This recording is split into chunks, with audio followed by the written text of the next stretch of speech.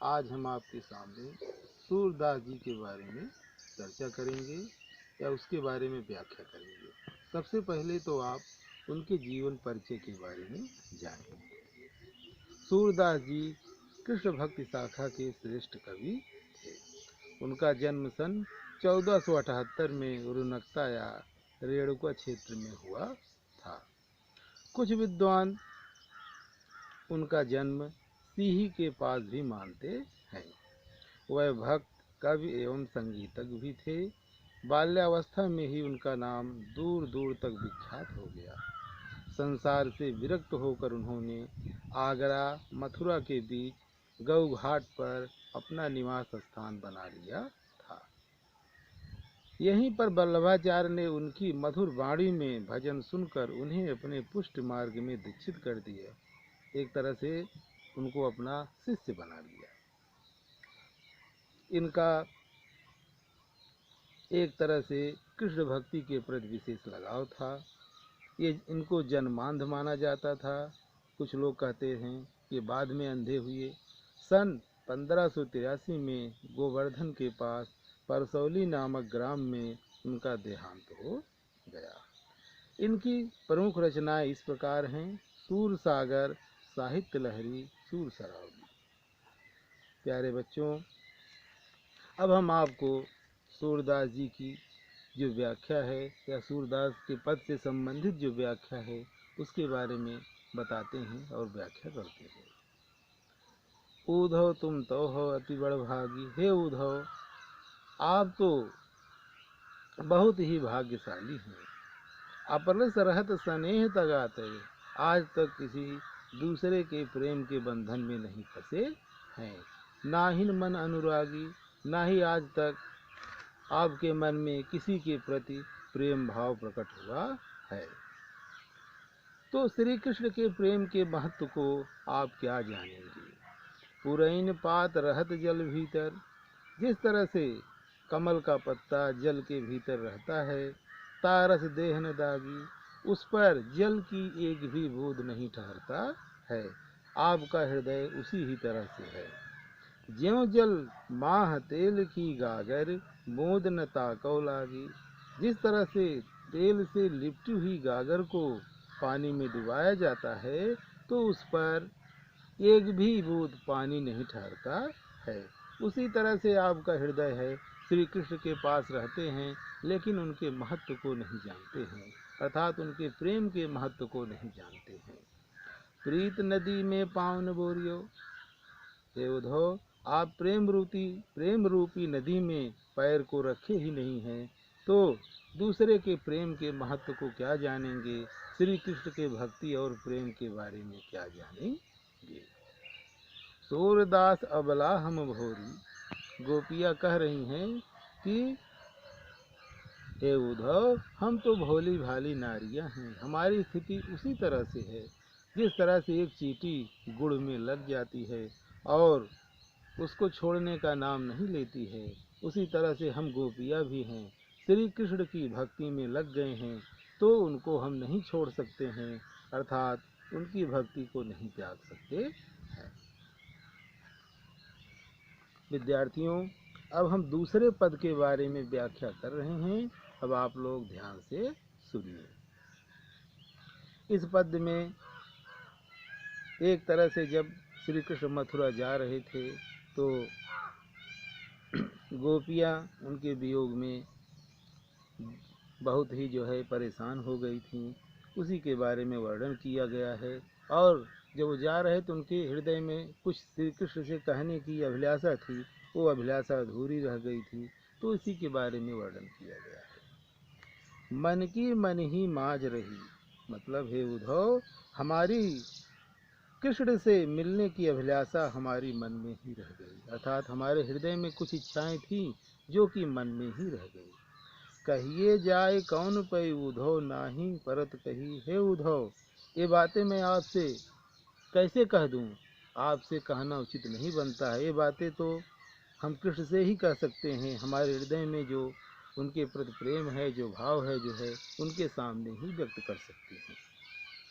अवधि आधार यास यावन की तन मन बिथा सही। श्री कृष्ण जब मथुरा जा रहे थे तो एक निश्चित समय के बाद आने का वचन दिया हुआ था। तन मन बिथा सही, हम लोग आशा लगा करके अपने शरीर को कष्ट दे करके वियोग को सहन करके उनका इंतजार कर रहे हैं। अब इन योग संदेशन सुन सुन, मतलब श्री कृष्ण ने आपको जो योग संदेश दे करके हमारे पास भेजा है, आपका जो योग संदेश हम लोग सुन रहे हैं या आपका जो उपदेश सुन रहे हैं, वो हमारे विरह अग्नि को और ही बढ़ा दे रहा है। अर्थात हमारे अंदर जो वियोग है, श्री कृष्ण का जो वियोग है, आपका योग संदेश और ही बढ़ा दे रहा है। चाहत हुती गुहार जीते, मतलब जिस तरह से हम राहत पाने की आशा रखते हैं, अर्थात हमारा वियोग दूर होगा, तो उधर से ही हमारा वियोग और ही बढ़ाया जा रहा है। अर्थात जो आपका योग ज्ञान का संदेश है, जो उपदेश है, तो हमारे वियोग को और ही बढ़ा दे रहा है। सूरदास अब धीर धरें क्यों मर ज्यादा न लही। सूरदास जी कह रहे हैं कि अब गोपियाँ कहती हैं कि अब हम धैर्य को नहीं धारण करेंगे, ये हमारे मर्यादा के खिलाफ है, अब हम और ही वियोग को बर्दाश्त नहीं कर सकते हैं। विद्यार्थियों, अब हम तीसरे पद के बारे में व्याख्या कर रहे हैं, कृपया आप लोग ध्यान से सुनिए। देखिए, इस पद में श्री कृष्ण के भक्त गोपियों की क्या भक्ति है, इसके बारे में बताया गया है। श्री कृष्ण एक तरह से गोपियों के लिए बहुत ही प्रिय हैं। गोपियाँ श्री कृष्ण को कितना चाहती हैं, कितना प्रेम है, इसके बारे में वर्णन किया गया है। हमारे हरिहारिल की लकड़ी, गोपियाँ कह रही हैं कि हे उद्धव, जो श्री कृष्ण हैं हमारे लिए हारिल की लकड़ी के समान हैं। जिस तरह से हारिल पक्षी लकड़ी को अपने पंजे में जकड़े रहता है, छोड़ने का नाम नहीं लेता है, श्री कृष्ण भी हमारे लिए उसी ही तरह से हैं। मन क्रम वचन नंद नंदन और यह दृढ़ कर पकड़ी, मतलब उसी तरह से हम भी अपने हृदय में नंद नंदन अर्थात नंद के पुत्र श्री कृष्ण को इस तरह से बसा लिया है, मजबूती से पकड़ लिया है, उनको हम कभी भी नहीं छोड़ सकते हैं। अर्थात हम अपने हृदय में बसा लिया है तो उनका हम त्याग नहीं कर सकते, वो हमारे हृदय में हमेशा ही विराजमान रहेंगे। जागत सोवत स्वप्न दिवस निशि, जागते समय, सोते समय, स्वप्न में भी, दिन में भी, रात में भी हम कृष्ण कृष्ण के नाम को जपते रहते हैं, उनको हमेशा याद करते रहते हैं। सुनत जोग लागत ऐसे जो करुई ककरी, मतलब जो आप योग का संदेश मुझे दे रहे हैं, जो ज्ञान का उपदेश दे रहे हैं, यह हमें करुई ककड़ी की भांति लगता है। एक तरह से कड़वी ककड़ी की तरह लग रहा है। जिस तरह से कड़वी ककड़ी हम खाते हैं, स्वाद में बहुत बुरा लगता है, बहुत खराब लगता है, वैसे ही आपका ज्ञान या उपदेश मुझे लग रहा है। सूतो व्याध हमको लई आए, देखी सुनी न करी, मतलब जो विचित्र प्रकार का एक ज्ञान का उपदेश जो बाधा हमारे पास ले आए हैं, इसको तो न हमने कभी देखा है, न सुना है, न किया है। यह तो सूर तिनय लय सौंपो जिनके मन चकरी। सूरदास जी कह रहे हैं, गोपियाँ उद्धव से कहती हैं कि हे उदय, आप ये अपना ज्ञान का जो संदेश है, जो ज्ञान का उपदेश है, उन्हीं लोगों को सौंपिए जिनका मन चंचल है, उन्हीं को आपका ज्ञान की जरूरत है। विद्यार्थियों, अब हम चौथे पद के बारे में व्याख्या कर रहे हैं, ध्यान से सुनिए। इसमें जो गोपियाँ हैं यह कहती हैं कि श्री कृष्ण अब बहुत चालाक हो गए हैं, राजनीति पढ़ लिए हैं, अब हमसे जो है दूर भागने की कोशिश कर रहे हैं। अब आप लोग ध्यान से सुनिए। हरि हैं राजनीति पढ़ी आए, गोपियाँ कर रही है उद्धव, अब तो श्री कृष्ण राजनीति पढ़ लिए हैं, बहुत चतुर हो गए हैं, चालाक हो गए हैं, वो हमसे बचना चाहते हैं, हमसे दूर भागना चाहते हैं। समझी बात कहत मधुकर के समाचार सब पाए, मतलब जब वह एक तरह से श्री कृष्ण जब हमारे पास ज्ञान का संदेश आपके द्वारा भेजे हैं, तभी हम लोग जान गए कि वो बहुत ही चतुर और चालाक हो गए हैं।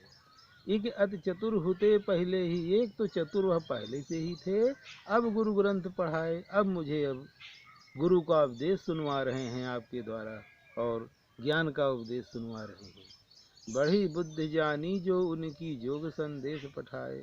मतलब आपके द्वारा जो ज्ञान की बातें हमें सिखवा रहे हैं, जो योग का संदेश भेजे हैं, इससे हम लोग जान गए हैं कि उनकी बुद्धि बहुत ही बढ़ चुकी है।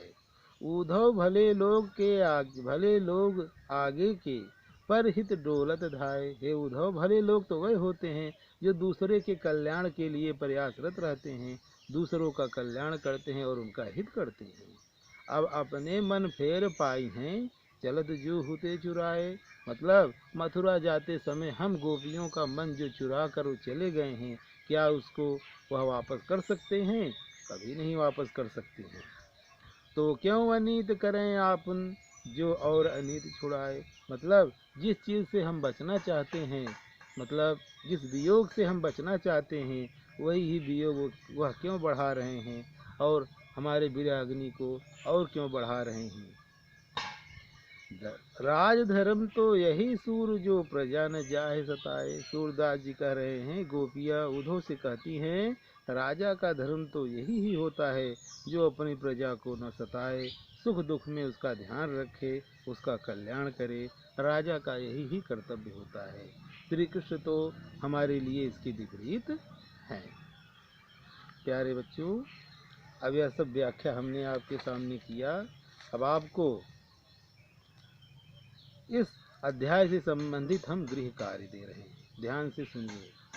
सबसे पहले तो आप सूरदास की जीवनी, फिर से सुनिए। सबसे पहले तो आप सूरदास जी की जीवनी पढ़ करके 2 बार लिखेंगे। दूसरे नंबर पर सूर के पद की व्याख्या जो अभी हमने आपको इसके बारे में बताई, तो आपको इसका अर्थ अपने शब्दों में 2-2 बार लिखना है।